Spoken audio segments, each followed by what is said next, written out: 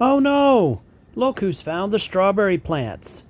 The strawberry plants are under 2 or 3 layers of cover under snow, and the deer still manage to locate them and find them. And it's not just one or two. Look at the track they're making. And all those tracks out across this section of field where there were Brussels sprouts and cabbage last year. Then they cross over, and here are the patches where they're digging in the snow to get the strawberry leaves. And it's not that far from the road, but I guess that doesn't deter them. So today's project is to put up a special fence that will keep the deer out of the strawberries.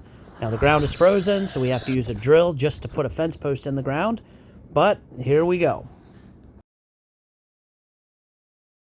Now this is a special kind of fence. We were put onto it by Tom Byers, who works for the Department of Agriculture here in our province. There is one strand on the outside and 2 strands on the inside. They're about 30 inches apart. So these 3 wires, separated like this, create a distance effect.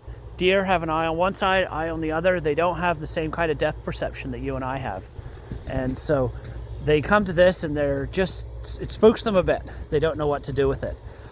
And for best results, it's recommended that you bait it. So take some peanut butter, and we take a little bit of oil to help the consistency and waterproof it a little bit. And then we wrap that with tin foil onto the wire. The deer have a strong sense of smell, and so they're inquisitive, and they'll come up and touch it and learn that this is not some place that they're supposed to be.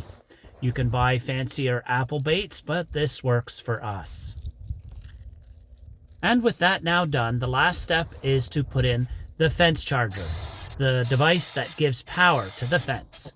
We have some solar chargers that we use in the summer, so we brought them out, put a post in the ground, and got it set up. This system has worked fairly well for us in the past. Sometimes the deer might get through it for a night or two, and then they seem to leave it alone pretty well. The exception to that is if you're leaving something there for a long period of time. But on the short term or in the winter, this seems to work. So now we just have to wait and see and just make sure.